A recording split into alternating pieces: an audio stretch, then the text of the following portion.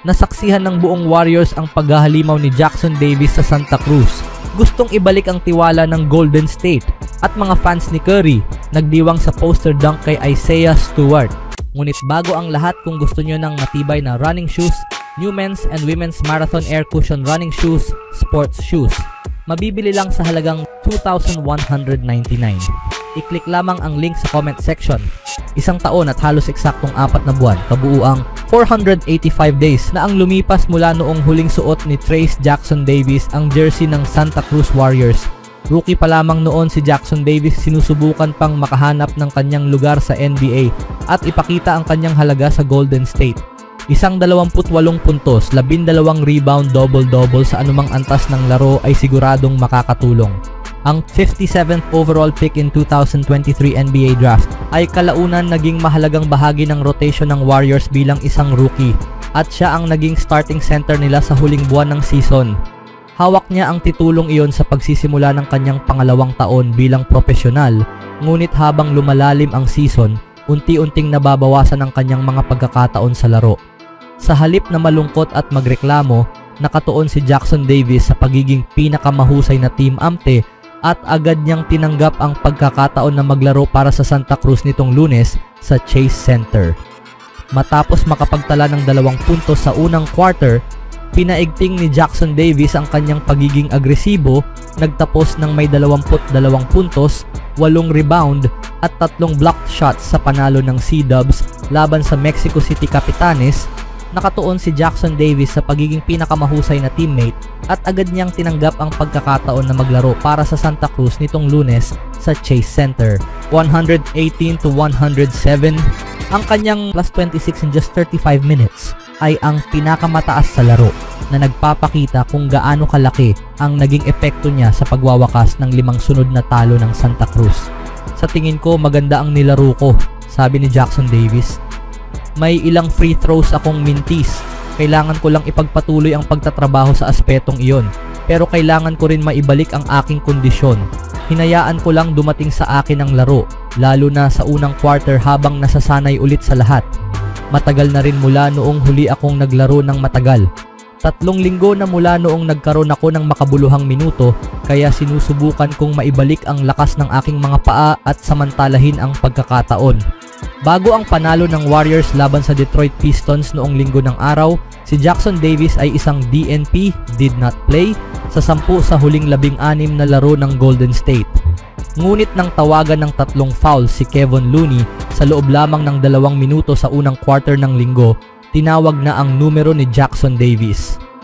2 minuto lang siyang naglaro, kung saan nakapagtala siya ng 1 assist at 1 block. Sinabi ni Santa Cruz head coach Nicholas Kerr sa kanyang pregame press conference na malamang nalimitahan ang minuto ni Jackson Davis at hindi siya maglalaro ng 36 na minuto, pero muntik na niyang maabot iyon, 1 minuto lang ang kulang.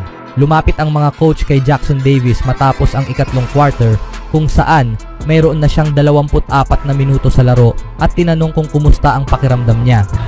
Si Jackson Davis na nagdiwang ng kanyang ika-25 kaarawan noong Pebrero 22 ay gustong maglaro hanggat kaya niya. Plano siyang ipasok sa buong ika-4 na quarter hanggang sa magkaroon ng kaunting injury scare. Si former Warrior Juan Toscano Anderson ay nakasama sa isang pisikal na banggaan kay Jackson Davis na ni-review para sa posibleng flagrant foul. Nanatili sa sahig si Jackson Davis ng sandali. Nang tumayo siya, kita siyang hawak ang kanyang likod at sinusubukang i-stretch ang kanyang kanang bahagi. Bagaman nanatili siya sa laro, kalaunan ay kinailangan niyang lumabas sa huling minuto. Wala namang dapat ipag-alala. Sinabi niyang isa lang itong cramp at handa siyang maglaro sa Martes laban sa Portland Trail Blazers kung kinakailangan. Walang gaanong pamilyaridad si Jackson Davis sa kanyang mga kakampi sa Santa Cruz.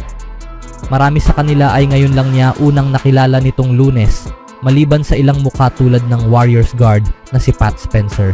Ngunit matapos ang adjusting period, ipinakita ni Jackson Davis ang laro na ilang beses nang nakatulong sa Warriors sa nakalipas na 2 season.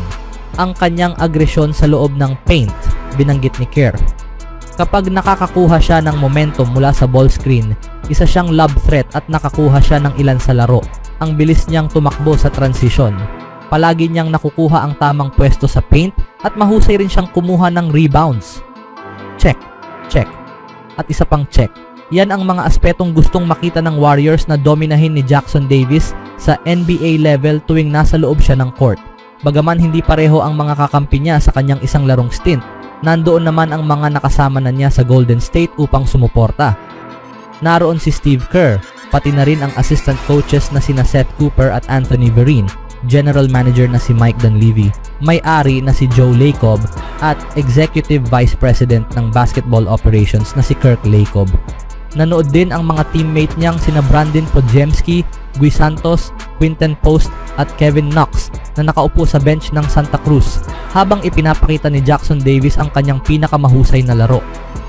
Pati si Draymond Green ay dumating sa ika-4 na quarter habang si Gary Payton naman ay sumali kay Toscano Anderson pagkatapos ng laro para sa isang pag-uusap sa harap ng Warriors fans. "Grabe, sobrang halaga nito para sa akin," sabi ni Jackson Davis. "Ipinapakita lang nito na parang isang pamilya kami. Mayroon kaming magagaling na kakampi at kami lang talaga. Iyan ang palagi naming sinasabi. Ipinapakita lang nito na nagmamalasakit sila. Nag-aalala sila para sa akin, nag-aalala sila para sa organisasyong ito at sa dulo ng araw, labis akong nagpapasalamat sa kanila dahil ang saya talagang makita silang nandoon." Mayroon pang mahigit isang buwan ang Warriors sa regular season. Mananatiling handa si Jackson Davis sa kahit anong papel na kakailanganin. Sa halip na makita ito bilang isang pagbagsak sa kanyang karera, tinanggap niya ito bilang isang pagkakataon at nagningning siya para sa Santa Cruz sa sarili niyang home court sa harap ng solidong suporta mula sa Warriors. Anong masasabi niyo mga kaibigan sa ipinakita ngayon ni Jackson Davis sa buong Warriors?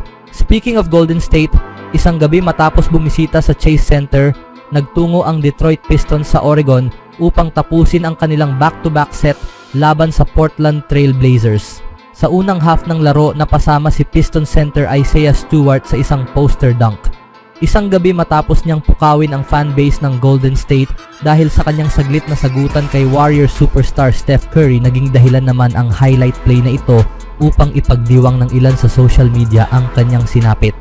Isang fan ang nagsabi, "OMFG, I hope Steph is watching." Ayon rin kay Sinduprat, "Boom boom." Sa laban noong linggo, maganda ang pakiramdam ni Curry at nagdiwang siya ng medyo malapit sa bench ng Pistons na hindi nagustuhan ni Stewart. Kilala bilang enforcer type na manlalaro para sa Detroit, agad na tumayo si Stewart mula sa kanyang upuan at tinulak si Curry. Nagkaroon ng bahagyang tensyon mula kay Stewart na sandaling nagpatigil kay Curry bago siya bumalik upang magsagutan sila ng ilang salita. Kinailangang paghiwalayin ang dalawa. Sa huli, nakuha ni na Curry at ng Warriors ang gusto nilang resulta matapos nilang talunin ang Pistons. Habang ipinagdiriwang ng Warriors fans ang panalo, hindi nila napigilan ang kanilang inis kay Stewart matapos ang laban at ang poster dunk ay tila nakapagpabawas sa kanilang pagkainis. Dagdag pa ng isang fan na nagsabi na, "Steph Curry smiling watching this." Bagamat napasama si Stewart sa isang mahirap na eksena sa Portland nitong Lunes, hindi naman nito binubura ang kanyang defensive impact para sa Pistons ngayong season. Bilang backup center ni Jalen Duren, si Stewart ang nagsisilbing anchor para sa isang Pistons squad na lumalampas sa inaasahan. Anong masasabi nyo sa player na ito mga kaibigan?